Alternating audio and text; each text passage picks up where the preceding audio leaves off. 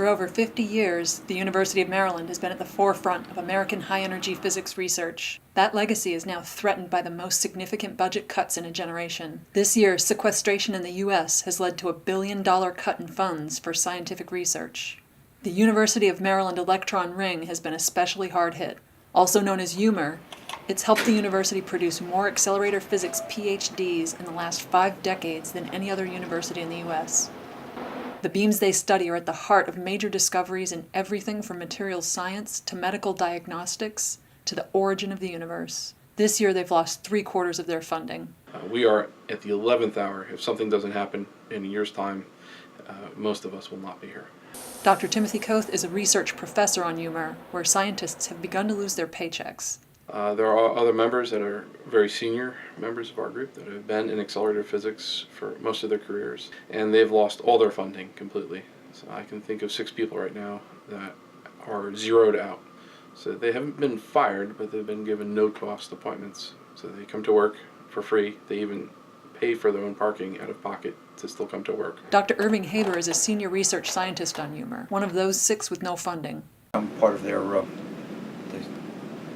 Senior Citizens Reutilization Project. Even with no paycheck, Haber still feels like he has work to do. Well, I specialize in using computer simulations to reproduce experiments, and I found over the years that people quit too early.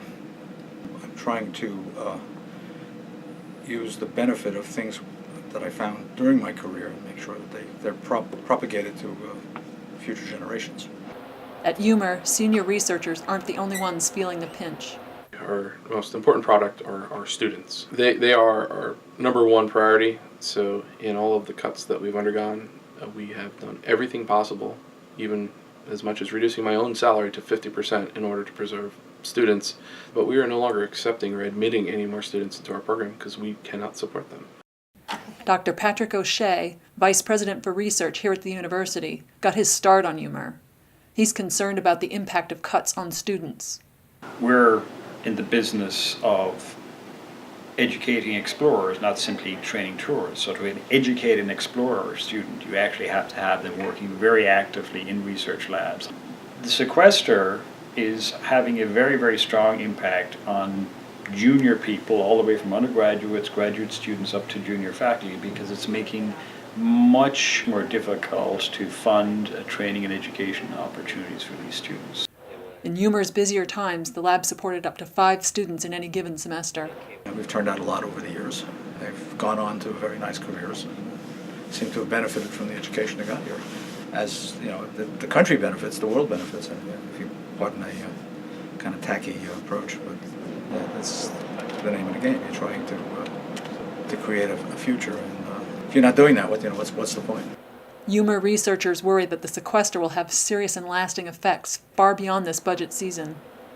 They see it contributing to an American decline in innovation and technology, which ironically have been key factors in the country's economic success. I think the problem is a global one. We're eating our seed corn in the intellectual environment, and it's frightening from the national perspective. You eat what you have, you don't have anything to plant with. It's just an emphasis on the now at the expense of the future. The Institute suffers, the research clearly suffers, we each personally suffer, but as a whole, the United States suffers. The United States was no longer at the forefront of high-energy physics. When funding gets tight, people don't have time to think. They're spending all of their time submitting research grants and eating what they kill, effectively, and so it stifles innovation. It just becomes a survival program, and that is not a good situation. We're in danger of destroying the greatest scientific and engineering research enterprise the world has ever seen.